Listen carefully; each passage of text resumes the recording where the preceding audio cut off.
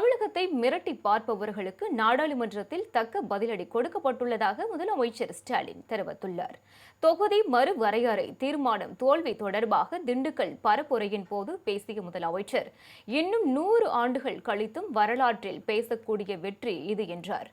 பிரதமர் மோடி தன்னுடைய 12 ஆண்டுகால ஆட்சியில் சந்தித்திருக்கக்கூடிய மாபெரும் தோல்வி இது என்றும் அவர் குறிப்பிட்டார். இன்னும் 100 ஆண்டு கழிச்சும்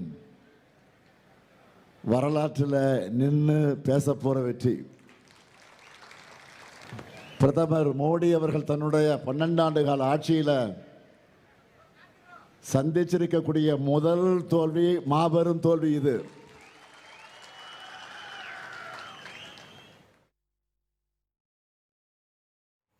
முன்னதாக ஒன்றிய அரசின் 3 மசோதாக்கள் தோல்வி அடைந்ததை குறிக்கும் வகையில் பட்டாசு வெடித்தும் இனிப்பு வழங்கிய முதலமைச்சர் ஸ்டாலின் கொண்டாடினார்.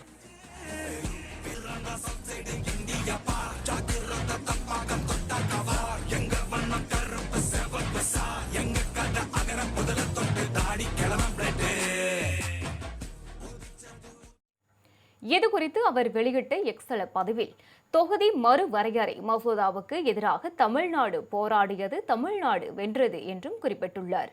தொகுதி மறுவரையறையை எதிர்க்கவில்லை, அனைவரையும் கலந்தாலோசித்து அனைவரும் ஏற்றுக்கொண்ட நியாயமான நடைமுறையையே வலியுறுத்தியதாகவும் கூறியுள்ளார்.